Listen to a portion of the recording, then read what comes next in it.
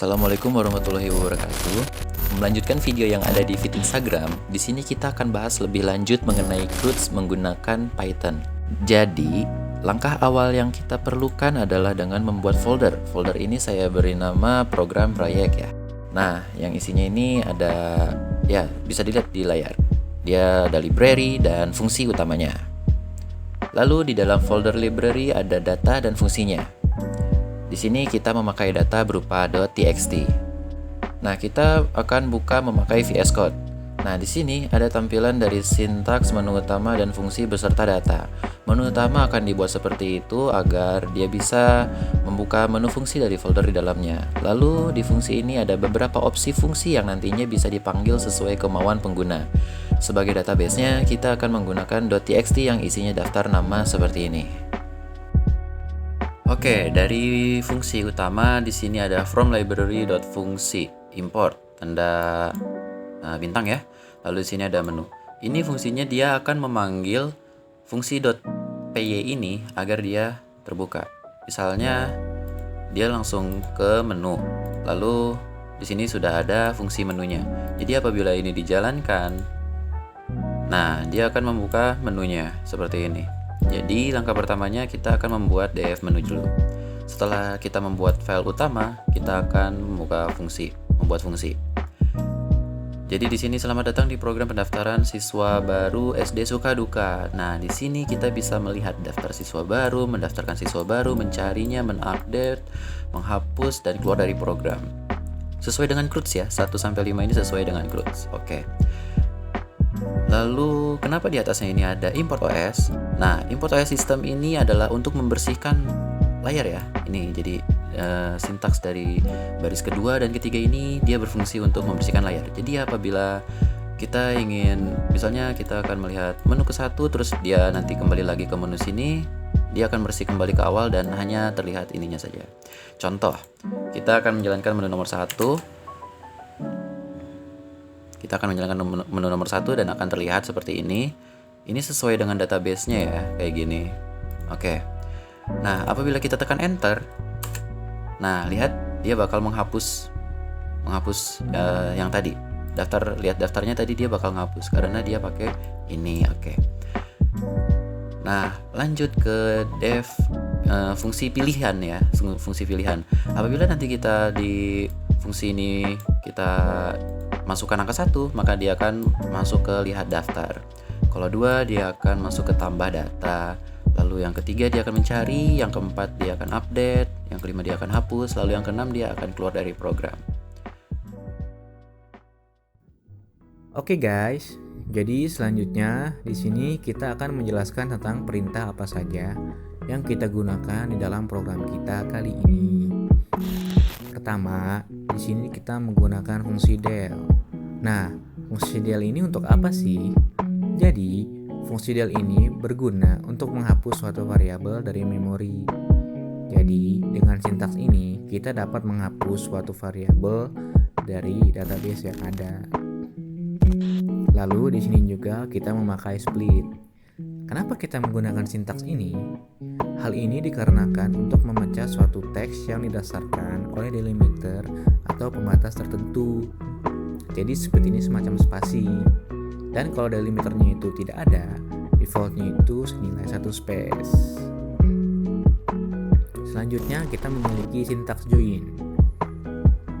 Gunanya buat apa sih? Oke. Jadi join ini kebalikan dari split pada Python. Jadi ibarat ada air, ada api, ada siang, ada malam, ada split, ya ada join. Oke, balik lagi. Jadi di sini join ini berguna untuk menggabungkan atau menyatukan string yang jumlahnya banyak. Misal dari 2 string, nanti berubah hanya menjadi 1 string saja. Oke, kita lanjut. Di sini ada perintah open. Open ini untuk apa? Open ini digunakan untuk membuka suatu file dan mengembalikan objek file dari file yang bersangkutan. Oke, jadi di sini open ini berguna untuk membuka database kita. Karena jika kita tidak menggunakan open ini, kita itu tidak bisa menjalankan sintaks kita nanti ke bawahnya. Karena tidak ada file yang sedang kita buka. Selanjutnya ada fungsi close. Jadi, karena ada open sudah pasti ada close kan? Oke, close ini untuk apa sih? Close ini merupakan perintah yang digunakan untuk menutup file yang telah kita buka sebelumnya. Ya, semacam mengakhiri program kita begitu. Seperti buku yang dibuka, nantinya juga pasti akan ditutup kan buku itu. Oke, selanjutnya di program ini juga kita memiliki fungsi writelines. Jadi apa sih gunanya writelines ini? Seperti namanya, sintaks ini berfungsi untuk meng-write atau menulis data dan menginputkannya ke dalam database. Namun, writelines ini berbeda dengan write tanpa lines. Loh, bedanya di mana? Jadi begini, jika write tanpa lines itu nantinya akan menulis semua teks ke dalam file, sedangkan write dengan lines akan menulis secara per baris saja, begitu. Oke, jadi selanjutnya di sini ada readlines. Lalu gunanya apa sih sintaks satu ini?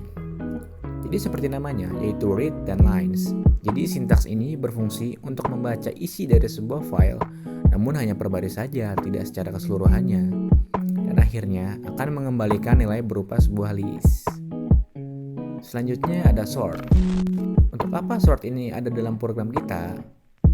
Jadi, sintaks ini berguna untuk mengurutkan data-data yang ada di dalam array list Python.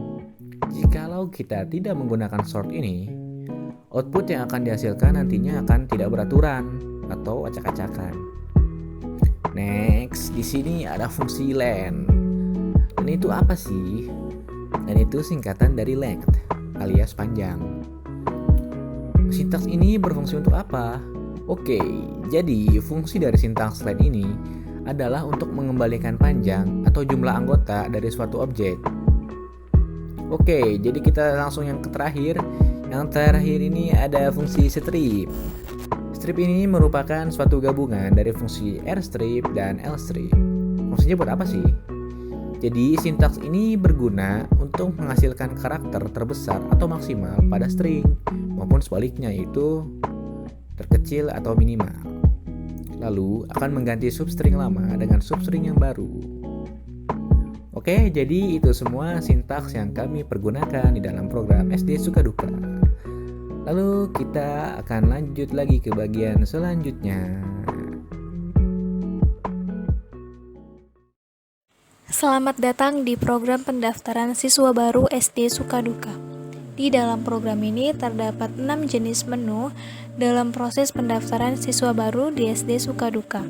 Di mana menu yang pertama yaitu menu melihat daftar keseluruhan siswa baru, yang kedua mendaftarkan siswa baru, yang ketiga mencari nama siswa di dalam daftar, menu keempat yaitu menu mengupdate data, dan menu kelima yaitu menghapus data. Juga menu keenam keluar dari program jika sudah selesai dalam proses pendaftaran siswa baru di SD Sukaduka. Kita akan bahas satu persatu menu yang ada ya.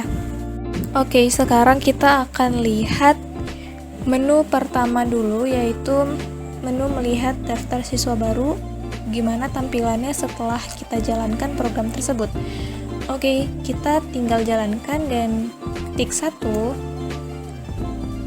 Nah, kita akan melihat tampilan data-data siswa baru yang sudah kita daftarkan sebelumnya. Seperti berikut ini. Dan ya, pada menu melihat daftar siswa ini juga sudah otomatis ya diurutkan karena kita memakai fungsi sort pada programnya. Jika sudah melihat daftar-daftarnya, kita tinggal enter dan lanjut ke menu selanjutnya, yaitu menu kedua, mendaftarkan siswa baru. Kita ketik 2 saja dan jalankan. Nah, di sini kita akan mengisi data-data yang program inginkan. Kita isikan namanya, misalnya adalah Atsila. Tempat tanggal lahir Medan 25 Desember 2001. Jenis kelaminnya yaitu perempuan. Dan zodiaknya adalah Capricorn. Siswa tersebut telah terdaftar. Oke, tekan enter untuk melanjutkan. Oke, kita enter. Nah, untuk memastikannya apakah sudah tersimpan data yang sudah kita inputkan tadi, kita bisa lanjut ke menu pertama. Nah, di dalam menu pertama ini sudah muncul nama yang sudah data-data yang sudah kita inputkan tadi ya. Oke, karena menu pertama dan kedua tadi sudah selesai kita bahas, maka kita lanjut ke menu selanjutnya, yaitu menu ketiga, mencari nama siswa baru dalam daftar. Langsung aja kita ketik 3 dan jalankan. Kita disuruh menginputkan nama yang akan dicari. Misalnya tadi Atsila tanpa H dan A besar. Itu juga berpengaruh ya, huruf kapital dan spasi. Kita enter, maka akan muncul data yang berkaitan dengan yang kita inputkan tadi, yaitu Atsila. Datanya berupa tempat tanggal lahir, zodiak, lalu ada kelamin. Nah, di sini program akan mencari nama dari yang kita inputkan tadi. Makanya penting untuk berhati-hati dalam menginputkan namanya, karena ada huruf kapital dan ada spasi yang berpengaruh pada hasilnya nanti. Nah, selanjutnya kita akan bahas menu keempat, yaitu menu update data. Langsung aja seperti biasa kita ketik 4 dan jalankan. Nah, di sini program meminta kita menginputkan data yang ingin diupdate. Misalnya tadi Atsila tanpa H, baru input data baru nih. Nama barunya misalnya ada kesalahan karena katanya Atsila itu memakai H belakangnya, sedangkan tadi tidak ya. Oke, kita betulkan dulu. Atsila, tempat tanggalnya benar, nggak ada masalah, 25 Medan, 25 Desember 2001. Lalu jenis kelaminnya adalah perempuan dan zodiaknya Capricorn. Kita enter lagi untuk melanjutkan. Nah, sekarang udah kita update data dengan namanya Atsila ini. Kita ingin memastikan ulang, kita ke menu pertama. Apakah sudah berubah? Yap, sudah berubah ya. Atsilanya sekarang memakai H, huruf belakangnya. Nah, di menu update data ini, jika ternyata ada kesalahan menginput pada menu kedua pada saat kita mendaftarkan siswa baru tersebut, kita bisa update nih datanya menjadi data yang baru. Misalnya ada kesalahan di penamaan atau di tempat tanggal lahirnya atau dan lain sebagainya, kita bisa rubah itu di menu update data. Sudah selesai, kita bisa enter dan lanjut ke menu selanjutnya. Nah, selanjutnya kita akan lanjut ke menu kelima, yaitu menghapus data. Kita langsung aja ketik 5 dan lanjut jalankan. Nah, di sini program meminta kita menginputkan nama yang datanya itu akan dihapus. Dalam menginputkan ini kita perlu berhati-hati karena seperti yang dibilang tadi, huruf kapital dan spasi sangat berpengaruh kepada hasil pencarian datanya. Kita masukkan misalnya tadi Atsila.